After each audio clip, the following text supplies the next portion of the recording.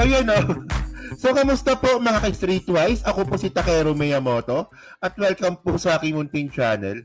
So mga kababayan, pag-usapan ngayon natin ito na hindi po napigilan ni Yusek Claire Castro na mapikon nga dito sa ating bubita at tatangat-tangang Vice Presidente na si Inday Sayad. Kasi po, huling-huli po sa akto na si Sara Duterte po talaga ang pasimuno ng fake news. Kaya pala, merong pinagmanahan itong mga buhaka ng ilang mga DDS na to kasi nga po, fake news itong si Sara Duterte. Okay. At especially, ito po ay nako-connect dito yung nangyari nga po sa Senate hearing regarding po sa pagbabayad nga po ng China Embassy para po magkalat po ng fake news sa Pilipinas. So, i-connect natin yan, pag-usapan natin yan, So, ito, nakita ko tong balita na to from, tinan ko saan ko ba nakuha yun? Okay. Ito, from Newswatch. Okay? So, dito may interview dito si Claire Castro. Okay? So, sabi dito, fake news na siya. Di ba? Palace Press Officer Claire Castro refutes Vice President Sara Duterte claim that she is related to Franz Castro, calling the statement fake news. Bobo talaga to, Alam nyo kasi, may experience ako sa Castro na apelido na yun. Si Franz Castro. Ito yung sinabi ni Sara eh. So, panoorin na lang natin So, ito, wait Ito yung video. Ito yung sinabi ni Sara. Biktima ng fake news, diba? Kayo lahat, biktima din kayo na... alam nyo, kasi may experience na kasi ako sa Castro na apelido, yun si Franz Castro. Wala talagang maayos na lumabas doon sa bibig ng babae ngayon. Siguro, itong pinsan niya na si Claire Castro, kaya ganyan din siguro. Makagaling lang sila sa isang puno. O, di ba? Walang nga talaga na ito. Porket magkapilido, magpinsan na. So, parang si Tom Cruise ba? Tsaka si Tilsi Cruz, magpinsan din ba? Kasi para kay Sara Duterte, tinan niya tanga Porket Franz Castro tsaka Claire Castro para sa kanya magpinsan na. Di ba? So parang ano ba yan? Kung gano'n yung logic, so si Tilsi Cruz the third tsaka si Tom Cruise, ibig sabihin magpinsan din. So dahil nga po dito sa katangahan nga po ni Sara mga kababayan, nag-react dito si Attorney Claire Castro. So panoorin natin to Bobo, walang yan. Ito yung pinakabobong Vice Presidente talaga sa history ng Pilipinas, honestly. Parang di abogado O, ito, panoorin natin Presidente na ako'y pinsan ni Congresswoman Franz Castro? Yes po, in that interview. Tama ba ako, Tristan? Oo. So, yun pa lang, sa unang salita pa lang, sa sinabi pa lang ni Vice Presidente, fake news na siya. Hindi ko po, Kasin, wala po akong relasyon kay Congresswoman Franz Castro. So, kung siya mismo ang nagpapalabas nito, galing sa bibig ng isang Vice Presidente, ang maling impormasyon na ako ay pinsan ni Congresswoman Franz Castro, hindi ba nakaka-alarma yon? Dahil Vice Presidente nagsasabi ng fake news. So kita natin dito yung gigil ni ni Attorney Claire Castro, di ba? Gigil match eh. Ikaw ba naman, magkaroon ka ba naman ng Vice Presidenteng tanga? Hindi ka ba manggigigil? Tapos gusto pa ng mga ditas maging presidente. Would you label her as fake news peddler? Katulad po ng description din kay former presidential spokesperson Harry Roque. With that statement that she made, na ako ay kasin at magkadugo kami. Unang-una, nasa ng pruweba niya magpinsan kami. Ako na nagsasabi, wala kaming relasyon ni Congresswoman Franz Castro. Pareho lang po kami ni spelling ng apelido. Okay. Pangalawa, ano ba ang nasasabi sa kanya? Halimbawa lang po, sinabi po. Di ba? Hindi, ano bang relasyon ni Franz Castro at ni Yusek Claire? Paras lang silang maganda. Hindi, to be fair, kasi syempre tayo naman ayaw po natin sa mga sa mga makabayan black. Pero nung na-meet ko nga po si Franz Castro, tama. Nung na-meet ko nga si Franz Castro, mabait naman. Oo. Yun nga lang kasi hindi lang natin type yung ideology ng makabayan. So yun nga mga kababayan. Kasi ang point natin dito, bilang isang diplomat at bilang isang vice presidente, dapat yung yung lumalabas sa bunganga mong mabantot, dapat ano yan, dapat pulido, dapat hindi fake news. 'Di ba? Dapat naman maganda tingnan. Tingnan mo naman yung itsura mo, nagigitata ka pa sa pawis, 'di ba? Ano ba naglaro ba kayo ng basketball ni boyfriend? Tingnan niyo yung video ni dito Yung video ni pangalan nito ni Inday Sayad. Parang galing sa basketball Biktima ng fake news, 'di ba? Ano nyo, basang-basa ng pawis no? Parang nag-basketball sila ni di ba? Nung boyfriend niya daw. So ngayon mga kababayan ito yung point natin dito. So, kaya naman po pala, itong mga DDS supporter, itong mga DDS vlogger, walang habas po gumawa ng fake news. Kasi nga po, yung vice presidente po nila, fake news din pala. Diba? At alam nyo mga ka-streetwise, ang pinaka-alarming po dito, nabisto po kahapon sa Senate hearing nga po ni Francis Tolentino na nagbabayad po ang China sa isang kumpanya sa Pilipinas para po magkalat ng fake news. So, syempre, alam naman po natin kung saan po naka-align ang mga Duterte. Sa China po sila naka-align. So, hindi ko na pa ipapakita yung video, pero maganda may reference na lang tayo dito, no?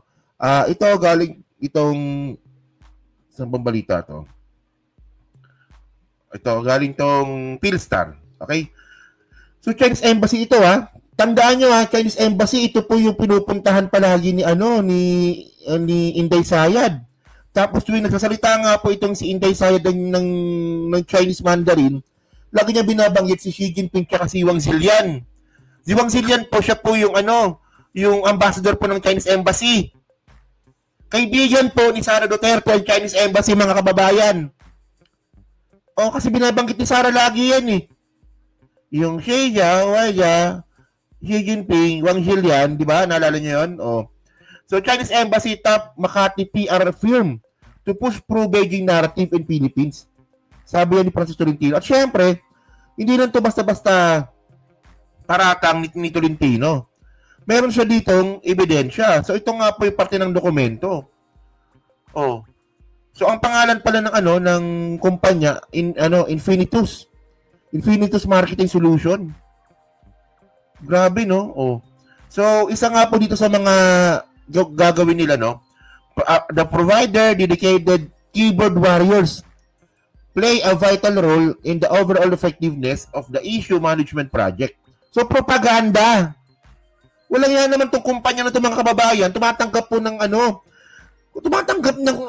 ng kliyenteng fake news. Anong klase ito? Dapat ipasara ito To foster and sustain their high level of motivation, it is crucial to provide them with competitive compensation packages by increasing their salaries to 8% each with total cost of 24,000 per month. But the provider only increased its rate to 10,000 pesos per month. We aim to acknowledge, so may money involved. Per tao siguro to, 24,000 per tao. So, ang gagawin lang ng empleyado ng Infinitus ba to? Infinitus, di ba? 9 hours o 8 hours o depende kung overtime. Ang gagawin niyo lang po, magto-trolling lang po sa social media. Magki-keyboard warrior lang. Kaya naman pala mga kababayan, ito kaya naman pala tuwing merong post sa Facebook, yung mga pro-government tulad nga po ni PBBM, ni Lisa Marcos, ang dami po nakatawa. Yun naman pala, di ba, parte pala ito ng ginawang propaganda ng China. At syempre, alam naman po natin na ang China nga po, ang gusto nilang umawak ulit ng Pilipinas, Duterte. Kasi nga pro-China po yung Duterte. Yan tayo So actually, medyo alarming ito kasi meron pa yun dito Embassy of People's Republic of China. So ito yung service agreement, no? Nakalagay sa mismo mga kababayan, nakalagay mismo sa dokumento. Embassy ng China. Grabe to, no? Dapat ipasara to, no? So ito nga po yung yung nakitang cheque 900,000 pesos. So, fake news. So, ngayon, ay, hindi ko pakita pa ko pala ito pala. Sorry, ito pala. Hindi ko naman napakita. Ito pala. So, ito pala yung ano.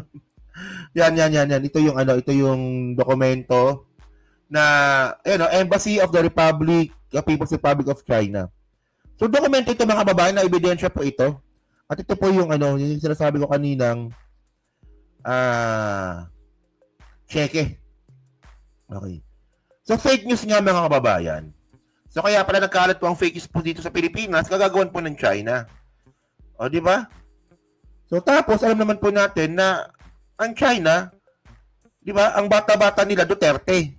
Kaya nga tuta ng China yan eh. O, pero mga ka-streetwise, no, ito, napaka-alarming po nito. So, kayo po, ano po masabi nyo nga po dito? So, i-comment nyo po sa baba kung kayo ba naniniwala ba kayo na si Sara Duterte po talaga ang pinakapasimuno po ng fake news po dito sa Pilipinas. And then, kung pag-uusapan po natin yung fake news, mga kababayan, ito po yung hindi fake news. Ito. So, naalala nyo to?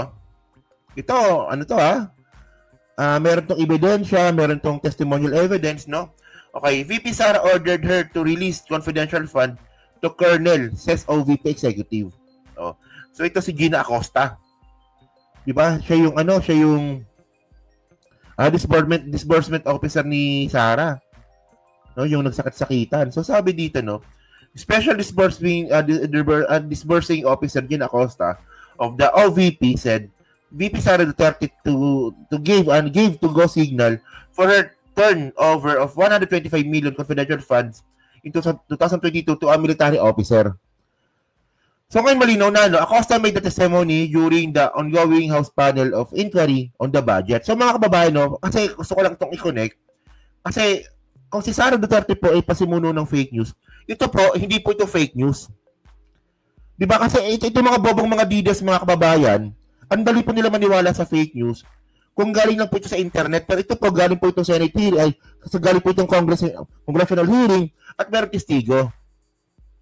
So, nangyari pala dito, mga kababayan, no, nung si Sara Duterte nga po, nung nanakawin niya nga yung 125 million na confidential fund, itong si disbursing officer na trabaho niya nga po yung maglabas ng pera or mag-asikaso ng paglabas ng pera, inalis niya po ito, yung trabaho po para ilabas po yung pera ng 125 million. At ginawa niyang disbursement officer dito, yung colonel niyang sila Chika. At sila Chika nga po, mga kababayan, siya po yung security ni Sara. So, ang ending, ninakaw po ni Sara yung confidential fund at yan po ang kakaharapin niya sa impeachment trial. Nadawit nga po itong mga security officer nga po ni Sara. O, diba, ito hindi to fake news. Sigurado po tayo dito. So ngayon, kaya pala tinanggal itong mga security officer nga po ni Sara kasi nga po, sa confidential fund. O, diba? So, naidagdag ko lang tong topic na to kasi, baka sabihin na naman fake news eh. 'Di ba yung China, yung fake news, yung tungkol sa Chinese embassy na nagbabayad ng isang kumpanya na para magkalat nga po ng fake news sa Pilipinas kasi merong ebidensya nga, 'di ba? May ebidensya. So hindi siya fake news. 'Di ba? May dokumento, may kontrata, meron pang cheque na pinakita si Tolentino. Mas maniniwala po ako dito kaysa po sa mga sabi-sabi at mga paratang po ng mga bobong mga DDS. O, 'di ba? So, yun mga ka-streetwise to. So, kayo po, no, ano po masabi nyo nga po dito, sasagutan nga po, no, ni Claire Castro at saka ni Sara Duterte regarding nga po sa fake news. So, kayo ba naniniwala ba kayo na si Sara Duterte pa isangkot po dito nga po sa kumakalat po na balita na ang Chinese embassy nga po, nagbabayad pa ng isang kumpanya para po i-promote mismo silang mga Duterte group, no? So, ayun, nasa comment na po sa baba. Binabasa ko pong lahat yan. Siyempre, yan po Steam Replay. Pa-like, pa-subscribe. At kung di naman kalabisan, pa-share na rin po ng video po na to. So, thank you mga ka-streetwise. So, kita na lang ulit tayo sa susunod nating content. So, thank you. Salamat and bye-bye.